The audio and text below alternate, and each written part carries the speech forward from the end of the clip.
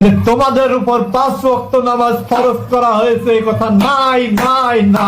আমি 3 বেলা গাঁজা খাই খাই খাই, এর ভিতরে কোনো ধরনের সন্দেহ নাই নাই নাই। এর জন্যই আমি উল্টা পাল্টা ফতোয়া দিয়ে বেড়াই রাই রাই। এক জায়গায়ও 5 ওয়াক্ত নামাজের কথা স্পষ্ট নাই। 5 ওয়াক্ত নামাজের কথা লিখা নাই কোরআনে। দেখছেন ভন্ডরা জোর গলায় তারা কি বলতেছে, এবং কি তারা গাঞ্জা হারাম, এই হারামের মাধ্যমে তারা বলতেছে যে 5 ওয়াক্ত নামাজের কথা কোরআন শরীফের কোনো জায়গাতেই নাই। দেখেন তারা কতটা ভন্ড হইলে তারা এই ধরনের কথাবার্তা তারা বলতে পারে নিজের মুখ দিয়ে। কোরআনে 5 ওয়াক্ত নামাজ বলতে আমি পাই না। দেখেন ওকে দেখলেই মনে হয় ও একটা গাঞ্জাখোর, ও একটা গাঞ্জুট্টা, ও হচ্ছে ইয়াবাখোর, ও একটা ডেন্ডিখোর।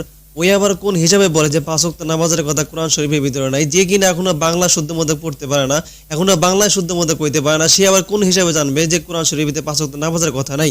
সে তো কোরআন শরীফ পড়লে না সেন জানতে পারবে যে না 5 ওয়াক্ত নামাজের কথা কোরআন শরীফের ভিতরে আছে।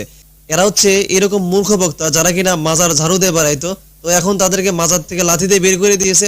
আর যে কিছু বক্তবিন্দু আছে, এইসব বক্তরা তাদেরকে বিভিন্ন জায়গার ভিতরে তাদেরকে দাওয়াত করতেছে এবং তারা বিভিন্ন মাহফিল প্যান্ডেলের ভিতরে যায় এইসব ভণ্ডামি তারা করতেছে।